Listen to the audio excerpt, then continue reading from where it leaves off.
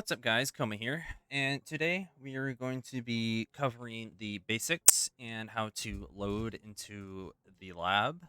So, for most people who don't know, the lab is the brand new map creator. They just kind of gave it a new fancy name, and I'm going to show you guys how to load into it, basic controls, how to spawn in objects, and some of the more simple stuff so you guys can get started to eventually start making your own maps. So for one, we are starting here, right in the front main menu.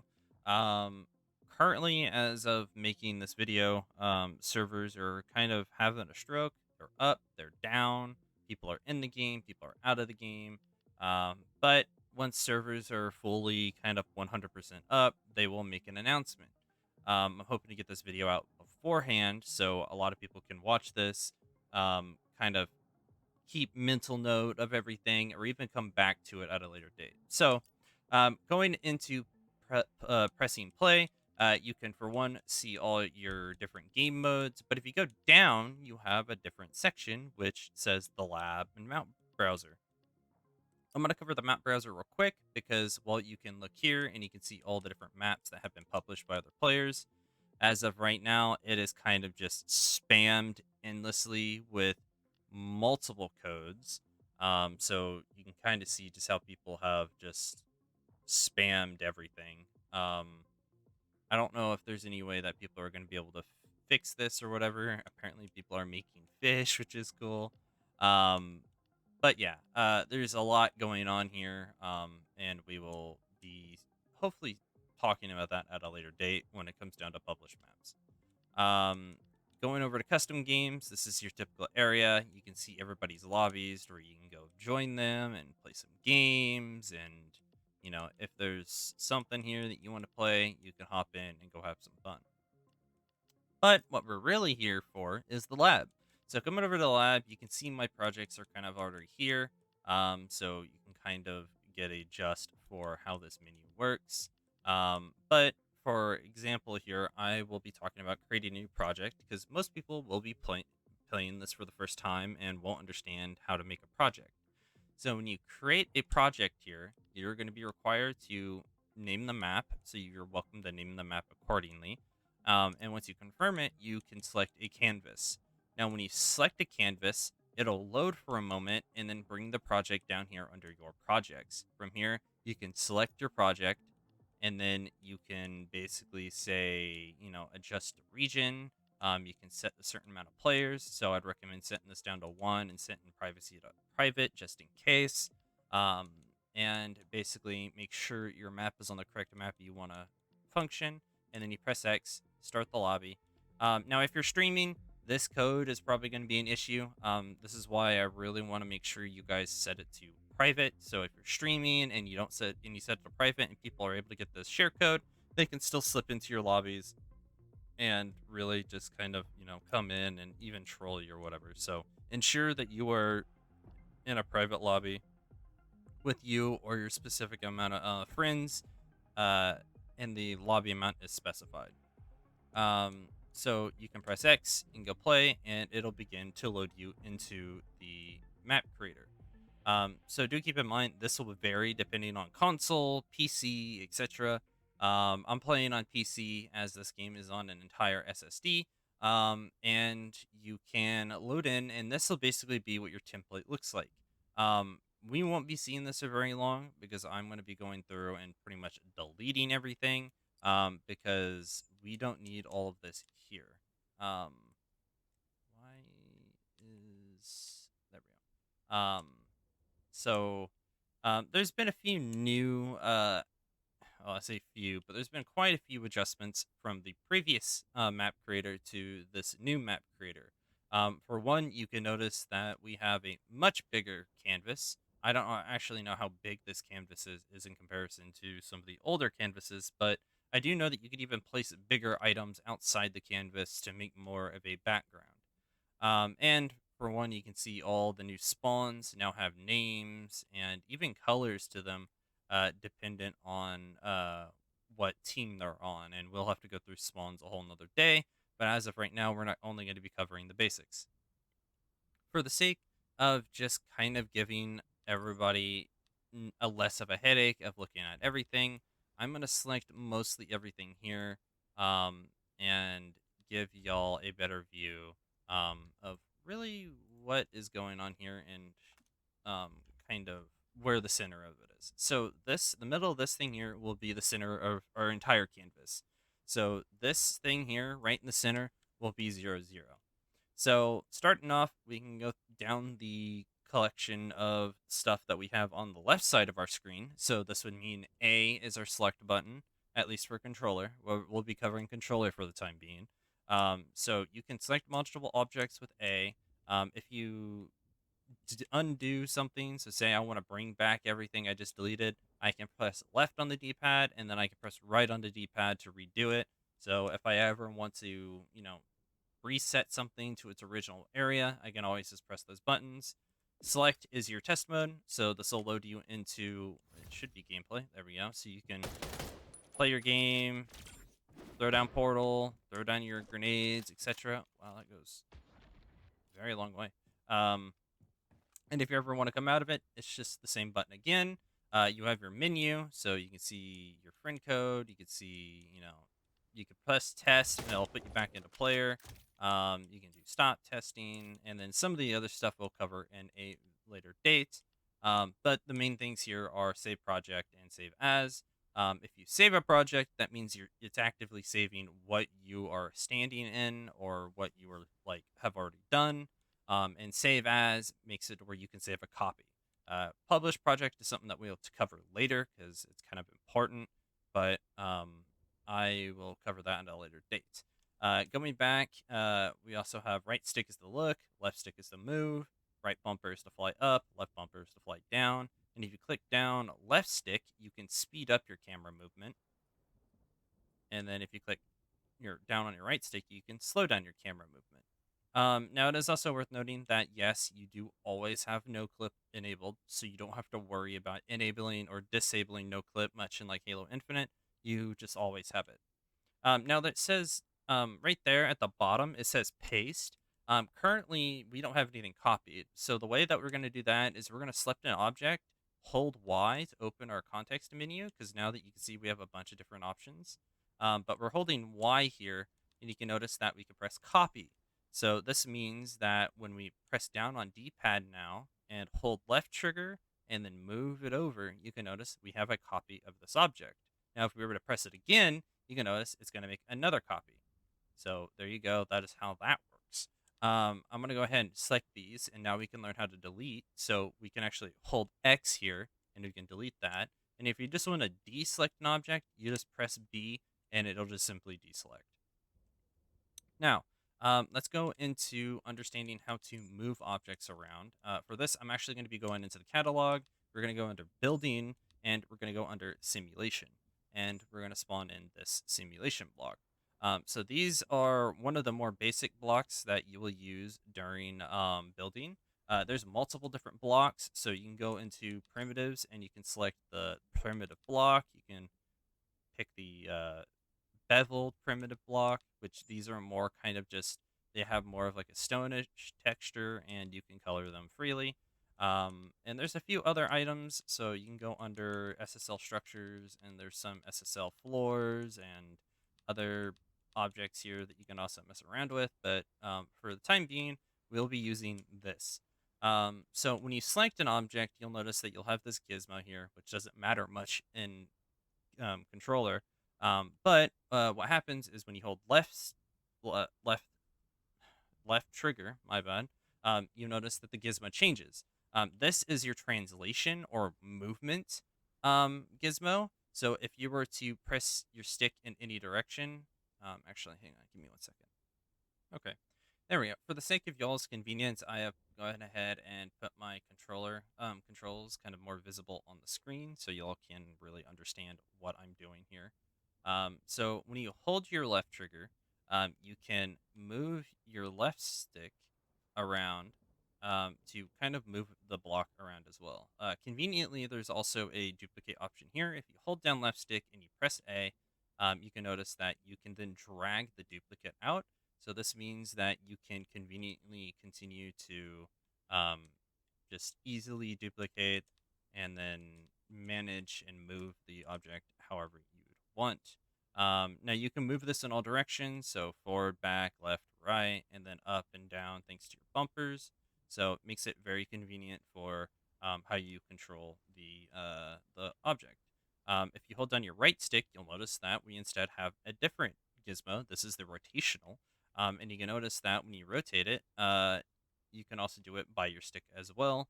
But if you want to rotate it via the other directions, you can notice my stick is not necessarily going in the correct direction. This is because we have to click down on our right stick to adjust the axis, and then we can then continue to use the same stick inputs to change how the object is rotating. So if I wanted to move it this axis, we have to click right stick again, and then again right stick. So right stick is to change your axis on rotation. Each one of these gizmos that I'll be covering also has a snapping thing. So left and right on the D-pad will adjust the snap at the top of the screen. Now, if you set it to 0, this will just straight up disable it, so there is no snap. So you can just move it around, kind of like smooth as if it was on ice. I'd highly recommend only keeping it to 50 to 100, just for convenience sake, and allowing you to kind of snap maps together seamlessly. Sometimes, if you do have a number that is off one way or another, so for example, that one was like 51, we want to reset it, make sure it is correctly centered. Sometimes blocks will automatically center themselves. Sometimes it will, sometimes it won't. I don't know why this thing is not wanting to.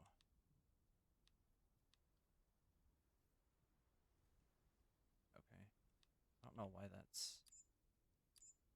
Okay, that's an interesting bug. Something I might have to.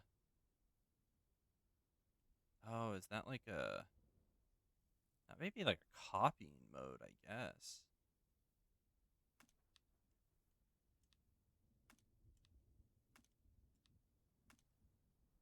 Huh. Oh, I see. So when you press up on D-pad, okay, this is brand new to me, so this is something I haven't messed around with. You can actually go through and manually adjust these, however you want. So if you press up on D-pad, you can go through and you can adjust centering on the pivot. So for example, if I were to set this to um, last pivot and select this object, quickly, I'm going to go ahead and do this for us so we have our circle back. Um, you can notice that if I have my pivot here, it'll always be on this corner. But if I go up here and change it to the origin pivot, you can notice that now, well, the pivot is actually here now. It's in the center of the object. This basically assures that if you go into here, um, you can notice that these here, if I set them 0, 0, it'll always go to 0, 0 of the map. So that would be right there. So realistically, this entire object, if we were to group it together, and then we go in here, and it still says 0, 0 for some reason. But for whatever reason, despite being on 0, 0, this is not saying it correctly. So it's funky. So I would highly only recommend using this version here, which allows you to kind of put it more centered in a more logical way. Um, so going over to scaling, we can again adjust as the snapping, as we were talking about before, left and right on D-pad. So scaling works similar to the way that we were kind of looking at how rotation works. Is that you're going to select an axis, and then you're going to, send your okay, for whatever reason, now it's not wanting to do anything. Hello? Are you good? What's going on?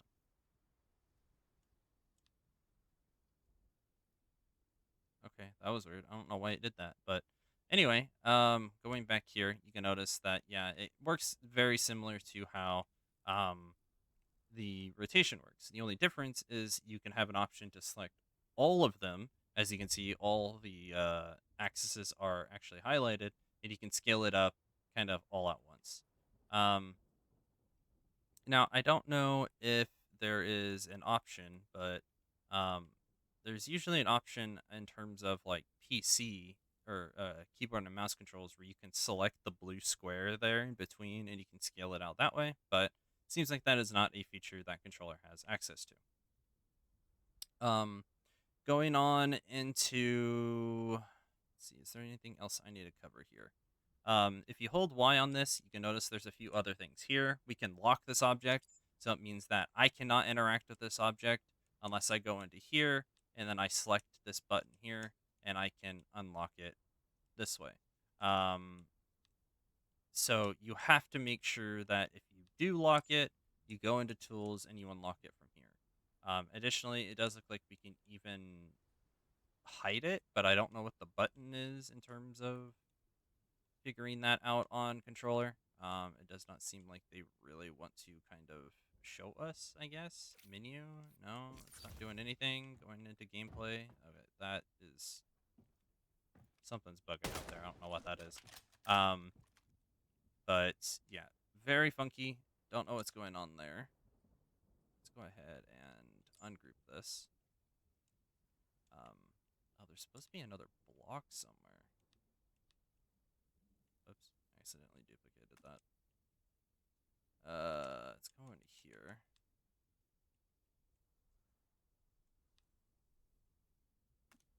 There it goes. All right, so I think that's generally it when it comes down to controller. There's not much else I can really go over besides going into the details and manually talking about everything here. So play around with your controller settings and figure out what you're most comfortable with. Um, Again, mess with 50 to 100 movement snap.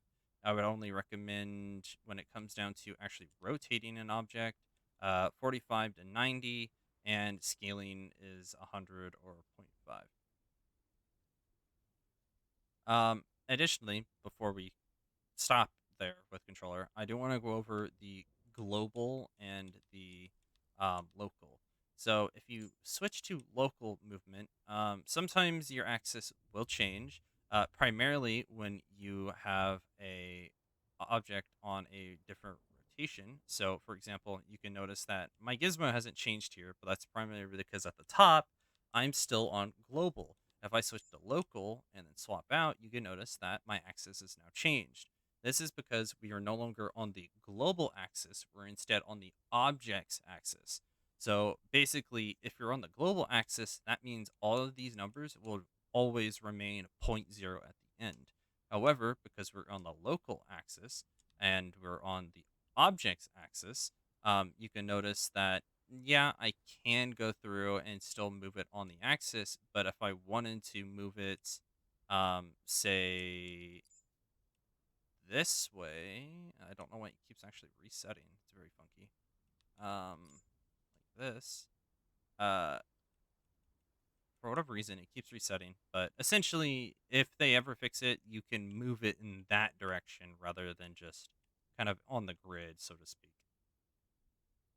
So since that's a little bit buggy, I can't necessarily show it right now. So that's something I'll have to hopefully cover and let you guys know whether or not it's fixed down in the description at a later date.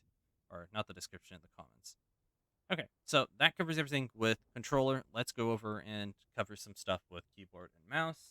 As this is my preferred type, this is the way I like to kind of make maps in general. So when you first load in, again, the canvas is still going to be there, but you'll notice that my mouse is actually freeform. I'm going to go ahead and take the controller off. Oh, that's not it. Controller off. My mouse is here. It exists. I can't move my camera, so you got to hold right click down and you'll notice that I can now move around with WASD. I can move my scroll wheel up while holding right click and also speed up my thing or slow it down in the opposite direction. And then I Q and E to fly up and down. So if I wanted to select objects, I simply click on them. If you want to select multiple, you hold left shift and you can select multiple objects. If you just want to deselect, you click off the object or you click out off into the space. That's all you do. T is your test mode. So you can swap to test mode and mess around with that. Um, you can also, again, escape to press menu and go into test, just like before, and all your other settings is there also with save project, etc. So going through and understanding the gizmos here is much more plainer. For example, on controller, you have to hold your triggers, but here you can press space and cycle through your different gizmos, or you can do Q for your combined gizmo here, W, E, and R for your specified gizmos. So for example, uh, if I just wanted movement, I can press W. If I wanted rotation, I can press E, and R I can press for scale. And again, if you're wanting to adjust these snaps for each of these, they're up here. So movement you can set to, say, 100. Um, Snap you can set to 90, for example, and then I'll set that up to 0.5 for the time being for scale. Um, so essentially, if you're going to move an object, you can click the green arrow and just drag it to wherever you want. And conveniently, much like controller, you can hold Alt and you can also drag your object and it will duplicate it seamlessly.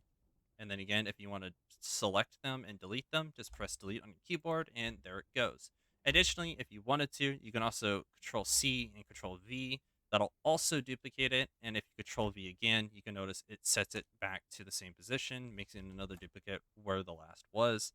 Um, Very convenient, very easy. When it comes down to rotating, it's slightly different on PC than or on keyboard and mouse than it is controller. So you can select your axis by hovering your mouse over it and simply just moving your mouse left to right, forward or back, and you can notice that it kind of just moves. It's very similar to how it works on controller. It's much more seamless and easy on here. Again, you can go in here. You can also select a lock if you want by right clicking it. Um, you can also, again, do multiple objects. So you can spin multiple objects if you want. Uh, Going over to scaling, you can notice that the scaling and the translation have these squares. So these squares are very convenient, where you can click these squares and move them across two axes at once. So I can't move it up because the blue arrow is not selected. It's only selecting the red and green from here. Now, if I were to select green and blue, you can notice that it can only go up and down, up into like left or right, but it can't go forward or back from this angle. Same goes for the other direction here. Now, the convenient part about this being on scaling is that if you select the blue, you can easily make a floor just by dragging it out like this. So therefore, you don't have to worry about having to go through and making a large floor just by going into the tools and selecting the object and having to adjust it from here. Um, but you can if you want. So, for example, we might want 6 by 6, and there we go. Now, if you are wanting to scale it like all big simultaneously, all you need to do is close that for one, and you want to grab the square that's in the center or on the pivot, and you just want to number one, make sure your scale is right, and then once you select that one, you can just simply scale it up like so, and you can make it bigger. And again, if you want to ever undo, you just Control Z, and there you go. You'll have that all kinds of done. So, um, PC is definitely much easier. You can navigate, you can move, you can change stuff much easier.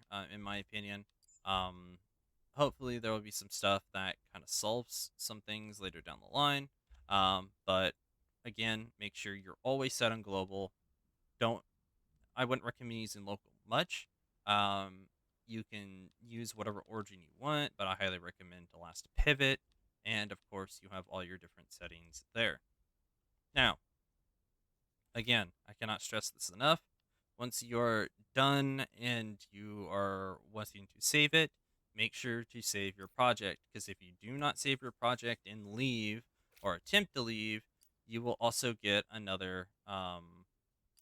another error. So saying if I move this and then I exit the lab, it'll say save and leave and discard and leave. So you're asked once more to save before leaving. Um, so do keep in mind that make sure to save often just in case your internet falls down. And yeah. So another thing I quickly want to cover is that if you were to take an object and you were on a local axis and you can um, rotate it a little bit, let's go ahead and set it to like 15, and then we're kind of mess around with it, and you'll notice that its locations stuff is just kind of wonky. So we got 93.1, 1.7, and then your z is all kind of everywhere as well. The way we fix this is that you set it back to global, and then you want to correct its rotation. So currently it's 0.0001 and pitch roll, and then the yaw is also negative almost 65. So for one, what you want to do is go over here and revert here. So you can conveniently revert all the rotation. Don't know why that one is not reverting, but whatever. And then you can also revert this, but simple. You can actually just move this block, as you noticed that it goes from 93.1 and after just one movement, and you can notice it resets down to 50, and then I can do the same here, and you can notice it reset to 0, then 50 sometime after. And again, I can also do that with the Z, so you can instantly seamlessly fix an object's rotation. So this is extremely useful. So say if I have it like this, for example, which is a 45-degree angle, I can actually move it on a 45-degree angle while also still be on grid. So very convenient, something you can mess around with as well. So that generally wraps it up when it comes down to understanding the map creator and a lot of its shenanigans that you can get up to.